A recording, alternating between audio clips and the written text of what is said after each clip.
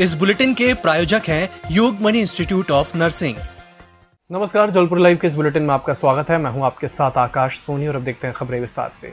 बरसात शुरू होने को है और नर्मदा नदी के ग्वारीघाट में जुगाड़ की नाव बनाकर खतरों का सफर चल रहा है। दो नावों को जोड़कर बनाई गई इस नाव में करीब 20 क्विंटल वजन के बराबर इंसानों और वाहनों को नर्मदा की तेज धार के बीच में से इस पार से उस पार किया जाता है। पहले ये सफर पतवार के सहारे पूरा होता था और अब इसे मोटर वोट में बदल दिया गया है। ग्वारीघाट गुरुद्वारे से इस पार तक एक जुगाड़ की नाव में एक बार में 8 दोपहिया वाहन और करीब 16 इंसान रोजाना सुबह से लेकर रात करीब 10 बजे तक जान जोखिम में डालकर नर्मदा पार करते हैं। कलेक्टर कर्मवीर शर्मा ने कोरोना की संभावित तीसरी लहर को लेकर प्रशासन की ओर से की जा रही तैयारी की समीक्षा की। कलेक्टर ने की ली गई बैठक में पूरा प्रशासनिक अमला मौजूद रहा। कलेक्टर ने विभागवार जानकारी लेकर आवश्यक निर्देश भी दिए। कोरोना से संबंधित और यहाँ की तैयारी और वैक्सीनेशन और अन्य सभी गतिविधियों से संबंधित आज बैठक हुई थी। इसमें सभी लोग शामिल थे और इसमें यही प्रयास किए जा रहे हैं कि वैक्सीनेशन ज़्यादा से ज़्यादा हो। जो अभी चूँकि कोरोना का जो अनलॉक प्रोसेस शुरू हुआ है या जिसे मैं बोलना चाहिए कि कोरोना कर्फ्यू से छूट दी जा रही है, तो जो व्यापारी हैं या जो हॉकर्स हैं उन लोगों का जो है वैक्सीनेशन का काम स्टार्ट हो। उनके सैंपल्स की संख्या हमारी अच्छी जारी है, 6000 के आसपास जारी है। वो भी उन लोगों का किया जाए ताकि यदि उनमें से कोई संक्रमित हो तो उनके माध्यम से कोई दूसरा संक्रमित न हो जाए।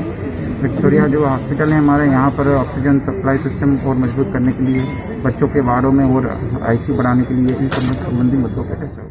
कोरोना कर्फ्यू के आदेश के प्रावधानों का उल्लंघन करने पर आज सुबह आधारताल क्षेत्र की 7 दुकानों पर धारा 188 के तहत कार्रवाई की गई। ये सभी दुकानें लेफ्ट राइट फॉर्मूले के मुताबिक आज उनका क्रम नहीं होने के बावजूद खुली पाई गई थी।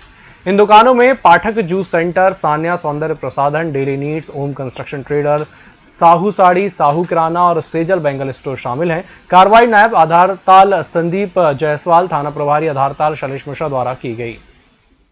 बरगी स्थित स्टेट बैंक ऑफ इंडिया में चोरों ने सेंध लगाकर चोरी करने का प्रयास किया। रात के अंधेरे में अज्ञात चोरों ने बैंक के पिछले हिस्से की दीवार तोड़कर अंदर घुसने का प्रयास किया, पर अंदर लोहे का गेट लगे होने की वजह से चोर बैंक में चोरी की वारदात को अंजाम देने में कामयाब नहीं हो सके।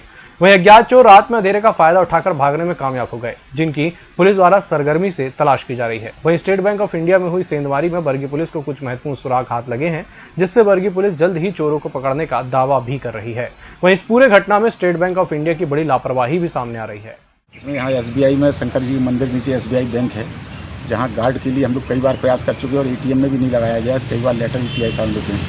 यहाँ रात को किसी ने प्रयास किया है और बाथरूम पीछे है, खाली सुनसान एरिया है, तो वहाँ से बाथरूम से तोड़कर दीवार तोड़कर अंदर घुसने का प्रयास किया, लेकिन अंदर लोहे का गेट था इसलिए अंदर बैंक में नहीं घुस पाए।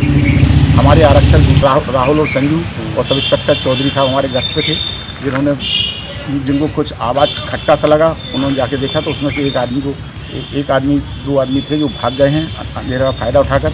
उनको पकड़ने के प्रयास किए जा रहे हैं और निश्चित रूप से हम उनको पकड़ लेंगे और इस पर अपराध कायम कर दिया गया है और मुलजिम तलाश जाए।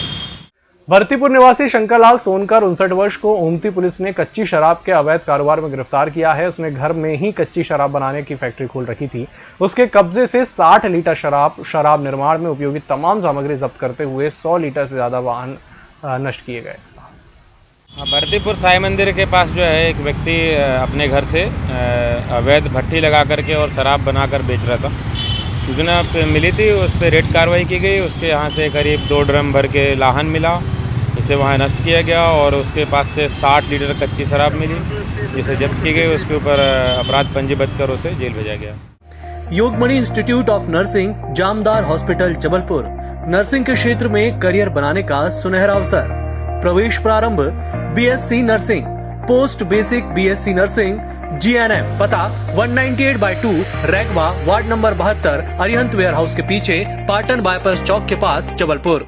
आज पर्यावरण दिवस के अवसर पर विक्टोरिया चिकित्सालय में वृक्षारोपण कर पर्यावरण का संदेश दिया गया। पर्यावरण संरक्षण का जिम्मा किसी एक व्यक्ति का नहीं है, बल्कि प्रत्येक व्यक्ति का है। हमें इस बात को समझना होगा। कोरोना महामारी से लगे जनता कर्फ्यू के दौरान लोगों की जीवन शैली बदली है। लोगों को लगातार प्रकृति से जुड़ने के लिए प्रेरित किया गया है। यही वजह है कि इस दौरान लोगों ने पर्यावरण के महत्व को किताबों में नहीं पढ़ा, बल्कि इसे करीब से महसूस किया है। पेड़ पौधों की अहमियत और उनसे मिलने वाली ऑक्सीजन, इन सब के न होने का परिणाम देखा है। विक्टोरिया हॉस्पिटल में हर वर्ष की तरह इस वर्ष भी 5 जून को विश्व पर्यावरण दिवस मनाया जा रहा है। जैसा कि मालूम होगा, इस वर्ष की जो थीम थी वर्ल्ड एनवायरनमेंट डे की रीस्टोरेशन ऑफ इकोसिस्टम को रिस्टोर करना है, ज़्यादा से ज़्यादा पौधे लगाना है, ज़्यादा से ज़्यादा ऑक्सीजन प्रोड्यूस करना है। कोरोना काल में ऑक्सीजन की कितनी वैल्यू है ये सबको समझ में आ गया है। ऑक्सीजन को प्राणवायु क्यों कहते हैं ये समझ में आ गया है। एवरेज देखा जाए तो एक जो पौधा है अपने जीवन काल में लगभग 50 करोड़ रुपए की ऑक्सीजन देता है। इस वर्ष की थीम के अंतर्गत हमने एक काम और कर रहे हैं, अर्बन जंगल का कॉन्सेप्ट चालू किया गया है। जिला अस्पताल में आज के दिन अर्बन जंगल, जहां आप मेन गेट से एंट्रेंस करते हैं, राइट साइड में एक जो पार्क दिख रहा है उसको हम अर्बन जंगल के रूप में डेवलप कर रहे हैं।